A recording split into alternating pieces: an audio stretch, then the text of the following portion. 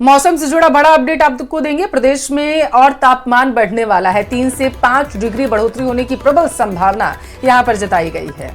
यानी कुल मिलाकर गर्मी और परेशान करने वाली है। 17 और 18 अप्रैल को एक हालांकि कमजोर पश्चिमी विक्षोभ के प्रभाव से पूर्वी राजस्थान में कहीं कहीं मेघ गर्जन हो सकता है, थंडरस्टॉर्म आ सकती है, हल्की मध्यम आंधी चलने की संभावना है। दौसा, करौली, अजमेर में मौसम यहां पर बदलेगा और कुछ इलाकों में बूंदाबांदी और काले बादल भी छाए रह सकते हैं। दौसा से बड़ी खबर आपको बताते हैं और ये भी मौसम से जुड़ी हुई बड़ी अपडेट है। दरअसल दौसा जिले में मौसम का मिजाज बदलता हुआ नजर आया है। जिले में घने बादल छाए हुए हैं। हल्की बूंदाबांदी से मौसम खुशनुमा हो चुका है। लोगों को गर्मी से राहत मिली है। चिलचिलाती गर्मी जो लोगों को परेशान कर रही थी, उससे फिलहाल के लिए फौरी तौर पर थोड़ी सी राहत मिलती हुई यहाँ पर नजर आ रही है दौसा के लोगों को, क्योंकि यहाँ पर बादल छाए हुए हैं और हल्की बूंदाबांदी भी इलाके में हुई है।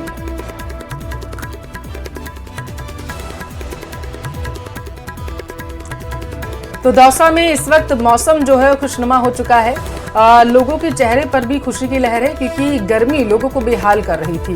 बाहर निकलना दूभर हो गया था लोगों का, सड़क पर सन्नाटा पसरा हुआ था।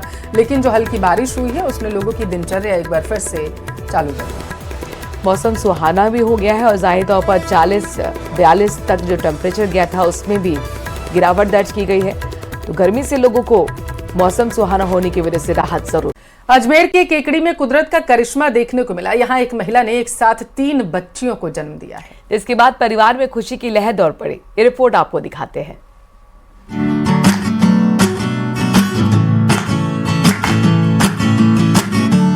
मेडिकल साइंस के चमत्कार का हाल ही में एक और मामला सामने आया है। अजमेर जिले के केकड़ी में एक महिला ने एक साथ 3 बच्चियों को जन्म दिया है। तीनों बच्चियों की डिलीवरी नॉर्मल हुई है। डॉक्टरों ने जांच के बाद बताया कि मां और तीनों बच्चे पूरी तरह स्वस्थ हैं। एक साथ 3 खुशखबरी मिलने से परिवार खुश है। तो वहीं 3 बच्चियों के एक साथ पैदा होने की खबर आग की तरह से फैल गई। इसके बाद लोग इसे कुदरत का चमत्कार मान रहे हैं। 5 बजे समथिंग यहाँ हमारे केकड़ी हॉस्पिटल चिकित्सालय के अंदर हमारे 3 बच्चे हैं। तीनों बच्चे सही है, कोई तकलीफ नहीं है और सुरक्षित है, किसी प्रकार की समस्या नहीं है। और हमारे जो डॉक्टर ने पीटी में नहीं मारा और पीओ साहब और उनके साथ में ऋतिक जाट बिल्कुल सुरक्षित है, कोई तकलीफ नहीं है किसी प्रकार की और सही है। जिला चिकित्सालय में मां और उसकी 3 नवजात बच्चियां पूरी तरह स्वस्थ हैं। इस तरह के दुर्लभ प्रसव होने की खबर के इलाके में काफी चर्चाएं हैं। दरअसल पूरा मामला अजमेर जिले के केकड़ी शहर का है। यहाँ की रहने वाली कर्मा पत्नी मुकेश मेघवंशी उम्र 21 साल जवाड़िया मोहल्ला निवासी केकड़ी ने राजकीय जिला चिकित्सालय में एक साथ 3 बच्चियों को जन्म दिया है। एक साथ 3 बच्चों के जन्म देने की खबर ने सबको चौंका दिया।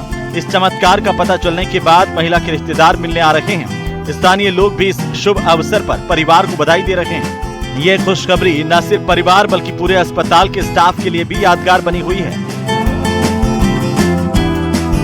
Bureau report, news 18 Rajasthan.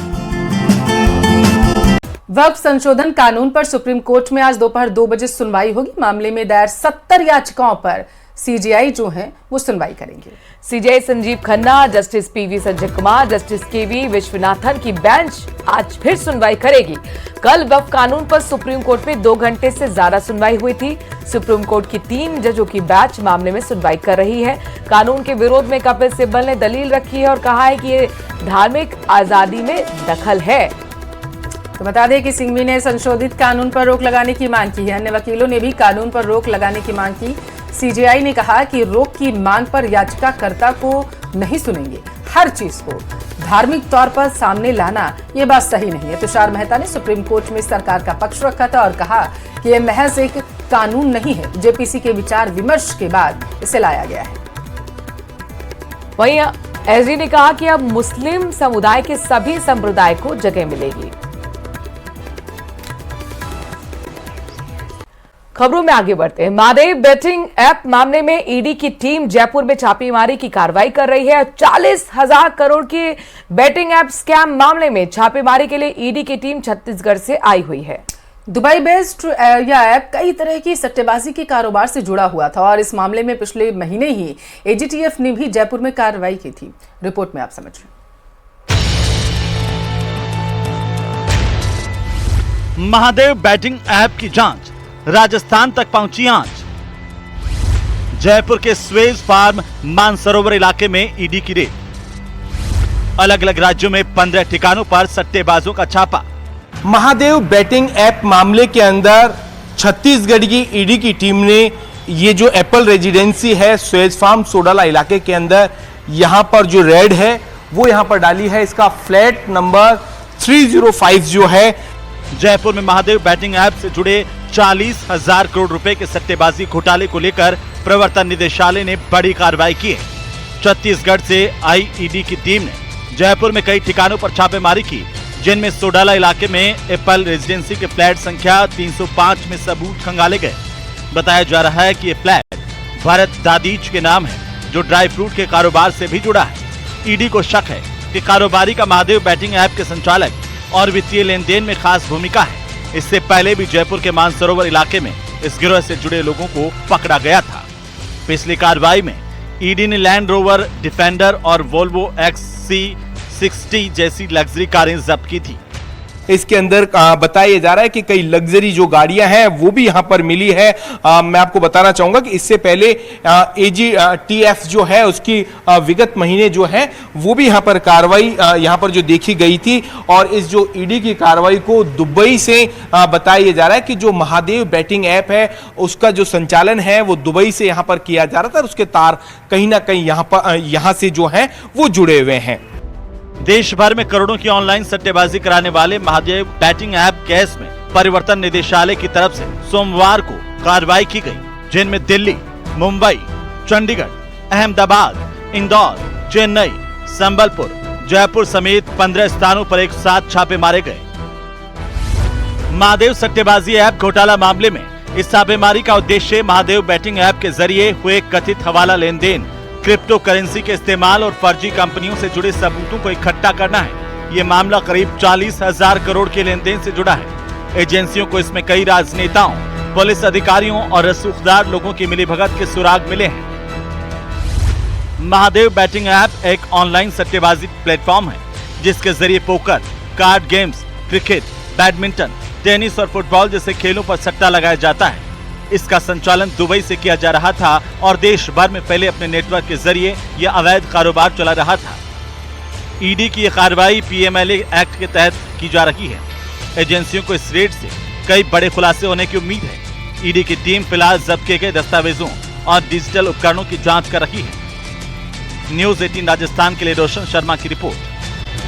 में आगे बढ़ते हैं, ब्रेकिंग न्यूज आपको देते हैं। झुंझुनू से बड़ी खबर है, जहां पर बिट्स की महिला प्रोफेसर से साइबर ठगी का मामला सामने आया है। सीबीआई ने 4 साइबर ठगों को इस मामले में गिरफ्तार भी कर लिया है। तो उत्तर प्रदेश के मुरादाबाद और मुंबई के ठगों ने डिजिटल अरेस्ट किया था दरअसल, और बिट्स की महिला प्रोफेसर से लगभग 7 लाख के आसपास रुपए जो थे, 7 करोड़ के आसपास, माफ करिएगा, 7 करोड़ 67 लाख के आसपास रुपए जो थे वो ठगे गए थे। राजस्थान पुलिस के आग्रह पर सीबीआई ने हाथ में लिया था केस। ऑपरेशन चक्र 5 के तहत कार्रवाई करते हुए 4 ठग गिरफ्तार किए गए। तो बड़ी खबर है आपके टेलीविजन स्क्रीन पर झुंझुनू से।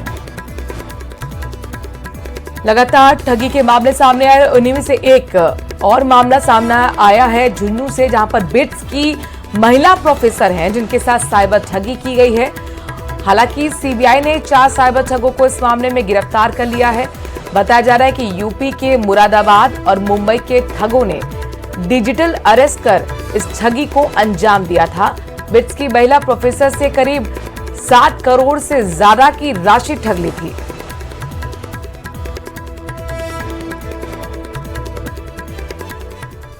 जब सीबीआई के पास है तो उसमें टिप्पणी करना उचित नहीं। त्रिनेत्र गणेश मंदिर से दर्शन करके लौट रहे एक बच्चों की जिंदगी को टाइगर ने ले लिया। जिसने भी यह दृश्य देखा, घटना के बारे में सुना, उसकी रूह कांप गई। इस रिपोर्ट में देखिए घटना का वो मंजर जब टाइगर ने दादी के हाथ से छीना कार्तिक।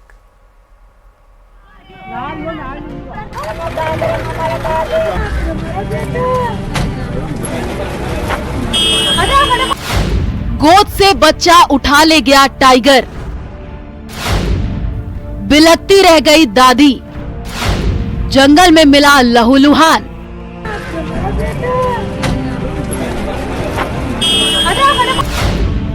मौत पर मच गया कोहराम।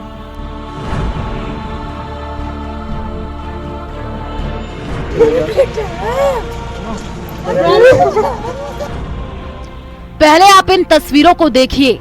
7 साल के कार्तिक ने जीवन में कभी न सोचा होगा ये इसकी आखिरी तस्वीरें होंगी।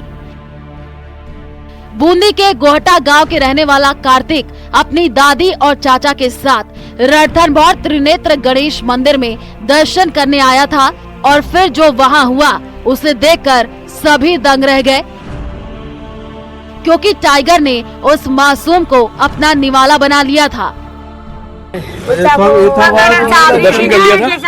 दर्शन कर लिया था आपने? कर फटाया था, फिर फटाया ना जो वो दरवाजा गटी बोला वहाँ पूरा सीधे उतर आया। हाँ, और ये मसाल से ना ये अटी पूरी दिवाली आ रही कि अपना गणेश जी की जुड़ाया ना ये शायद दीवार से ना अतर शौक सुई ना भाई मान तो काय नहीं दिखे काय भी नहीं दिखे तो मन तो वही ले जाते। तो अपन गाड़ी ले आते, जब मैं गाड़ी लेने गया था जस्ट इसमें मैंने तो वहाँ गाड़ी स्टार्ट की जिसमें सुन लिया भाई किसी बच्चे को उठा के ले गया। तो कोई वो मैंने तो देखा भी नहीं। क्या नाम है बच्चे का? बच्चे का कार्तिक सुमन। रहने वाला कहाँ है? कितने लोग आए थे आप सुबह? कितने लोग आए थे सुबह? हम 4 जने थे साथ में और वो छोटा बच्चा था। बुधवार होने के कारण त्रिनेत्र गणेश मंदिर में श्रद्धालुओं का अधिक सैलाब उमड़ा हुआ था। रास्ते में जाम की स्थिति बनी हुई थी। इसी बीच दर्शन करके लौट रहे एक मासूम पर झाड़ियों में छिपकर बैठे टाइगर ने हमला बोल दिया और घसीटकर झाड़ियों में लेकर के गया है। घटना की सूचना पर वन विभाग के अधिकारी मौके पर पहुंचे और कड़ी मशक्कत के बाद बच्चे को शव को छुड़ाया है। उधर घटना की जानकारी पर कृषि मंत्री डॉक्टर किरोड़ी लाल मीणा अस्पताल की मोर्चरी पहुंचे और परिवार का ढांढस बंधाया। डॉक्टर किरोड़ी लाल मीणा ने वन विभाग की कार्यशैली पर भी करारे सवाल उठाए। उन्होंने मृतक परिवार को आर्थिक मुआवजा दिलवाने का आश्वासन दिया। हुई थी जी, उसके बाद उलियाना की हुई थी, उसके बाद श्यामपुरा की हुई थी और ये चौथी घटना है। जो हमें जानकारी दी है एक जगह कोर्ट में है जहाँ से टाइगर की आवाजाही है। 1.5 महीने से कोई दीवार टूट गई। फॉरेस्ट वालों को कहा है लेकिन उसको बंद नहीं किया। तो इसमें जो घटना हुई है 10-12 साल का बच्चा है, कैसे वहाँ टाइगर आ गया जहाँ आमतौर पर दिखता नहीं है। कई बार हम भी गए, आप लोग भी गए, उस जगह कभी टाइगर आता नहीं है। तो जांच का विषय है। बताया जा रहा है कि दर्शन के बाद कार्तिक ने बड़े ही चाव से रणथंभौर दुर्ग में अपनी तस्वीरें खिंचवाई थी। उस वक्त कार्तिक कह रहा था कि घर जाकर ये सब तस्वीरें मम्मी और पापा को दिखाऊंगा और उन्हें रणथंभौर दुर्ग के बारे में भी बताऊंगा, लेकिन होनी को कुछ और ही मंजूर था। उधर परिजनों का रो रो करके बुरा हाल है, वहीं अभी भी टाइगर का मूवमेंट लगातार जारी है। सवाई माधोपुर से गिरिराज शर्मा की report, news 18 Rajasthan. CM Ajay Lal Sharma का प्रस्तावित कार्यक्रम है, उससे जुड़ा अपडेट आपको दे रहे हैं। सुबह 8:30 बजे जयपुर एयरपोर्ट से बाड़मेर के लिए वो रवाना हो जाएंगे और उत्तर तलाई एयरपोर्ट से जैसलमेर के भिनाजपुरा जाएंगे, वो ऐसी जानकारी है। और भिनाजपुरा में 975 मेगावाट सोलर पावर प्लांट का उद्घाटन करेंगे, यानी कि एक बड़ी सौगात यहां पर लोगों को मिलने वाली है। जिसके बाद दोपहर 1:40 पर आबू रोड पहुंचेंगे मुख्यमंत्री। आबू रोड स्थित ब्रह्म कुमारी संस्था की तरफ से कार्यक्रम आयोजित किया गया है, रजत जयंती कार्यक्रम, जिसमें राष्ट्रीय संवाद के कार्यक्रम में मुख्यमंत्री शिरकत करने वाले हैं। और शाम को 5:20 पर उदयपुर एयरपोर्ट से दिल्ली जाने का भी उनका कार्यक्रम रहेगा। तो जोधपुर हाउस नई दिल्ली में मुख्यमंत्री रात्रि विश्राम करेंगे, यानी कि रात में वो वहीं पर ठहरने वाले हैं, ऐसी जानकारी है। तो आज का पूरा का कार्यक्रम क्या है, सुबह के मुखिया क्या, उसके बारे में आपको जानकारी दे रहे हैं। दिल्ली जाने का भी कार्यक्रम है, ये महत्वपूर्ण जानकारी है। जोधपुर हाउस में वो रुकेंगे, ऐसा बताया जा रहा है। तो ये इस वक्त की बड़ी खबर है आपके टेलीविजन स्क्रीन पर। सीएम अजय लाल शर्मा का प्रस्तावित दौरे को लेकर के अपडेट आया है।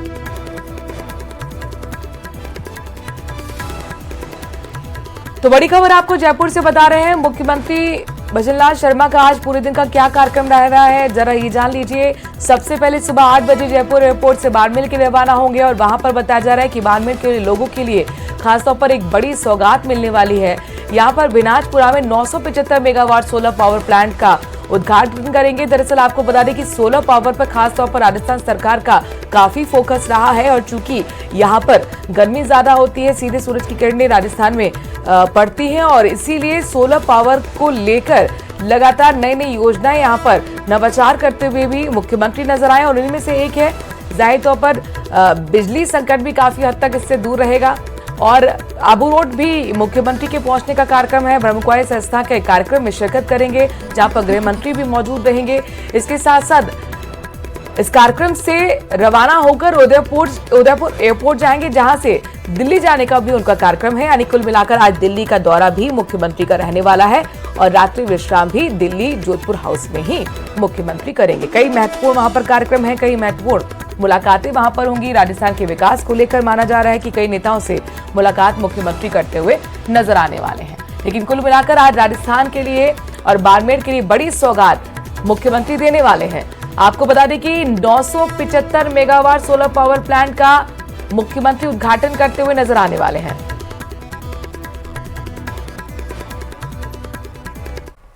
केंद्रीय गृह मंत्री अमित शाह सिरोही के दौरे पर रहने वाले हैं। इस वक्त की बड़ी खबर के साथ बुलेटिन की शुरुआत कर रहे हैं। ब्रह्मकुमारी संस्था की दरअसल रजत जयंती है और उसमें वो शिरकत करते हुए नजर आएंगे। इस बीच मुख्यमंत्री भजनलाल शर्मा, मंत्री ओटाराम देवासी समेत कई दिग्गज भी मौजूद रहेंगे। आत्म जागरण कार्यक्रम का 3 बजे शाह शुभारंभ करेंगे। आबू रोड में कार्यक्रम है, गृह मंत्री यहाँ पर शिरकत करने के लिए पहुंच रहे हैं। बाद अमित शाह का दौरा काफी महत्वपूर्ण है। केंद्रीय गृह मंत्री अमित शाह सिरोही के दौरे पर आज ब्रह्मकुमारी संस्था की रजत जयंती कार्यक्रम में शिरकत करेंगे। तो राजस्थान के दौरे पर केंद्रीय गृह मंत्री रहने वाले हैं और सिरोही पहुंचेंगे। इस दौरान वो ब्रह्मकुमारी संस्था की रजत जयंती कार्यक्रम में शामिल होंगे और उनका स्वागत करने के लिए सूबे के मुखिया सीएम भजनलाल शर्मा जहां मौजूद रहेंगे, तो वहीं कई अन्य नेता भी बताया जा रहा है इस दौरान वहां पर मौजूद रहने वाले हैं। ब्रह्मकुमारी संस्था की दरअसल रजत जयंती है जिसके लिए भव्य कार्यक्रम का आयोजन किया गया है। मंत्री ओटाराम देवासी सहित कई लोग मौजूद हैं। इससे पहले जब रजत जयंती ब्रह्मकुमारी संस्था के कार्यक्रम की बनाई गई थी तो आपको याद होगा प्रधानमंत्री नरेंद्र मोदी ने भी शिरकत की और बड़े चेहरे हमेशा आमंत्रित रहे हैं इस तरीके के खास कार्यक्रम को लेकर।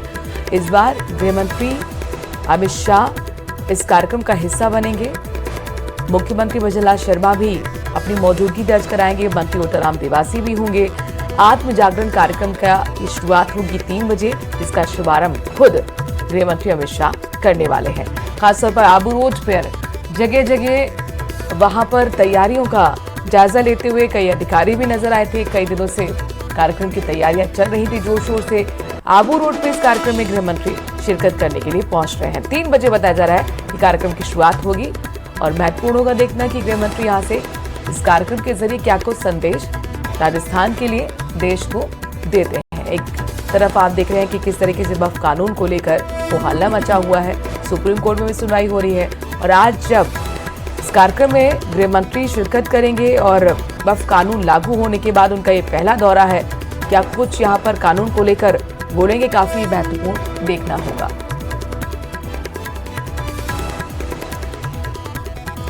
तो आज की खास खबरों में से एक ये भी खबर पूरे दिन जिस पर नजर रहेगी न्यूज 18 राजस्थान की। दरअसल अपने दर्शकों को बताएं कि आज केंद्रीय गृह मंत्री अमित शाह आबू रोड पर होने वाले खास कार्यक्रम में शिरकत करेंगे और ये कार्यक्रम जो है ब्रह्मकुमारी संस्था की तरफ से आयोजित किया जा रहा है।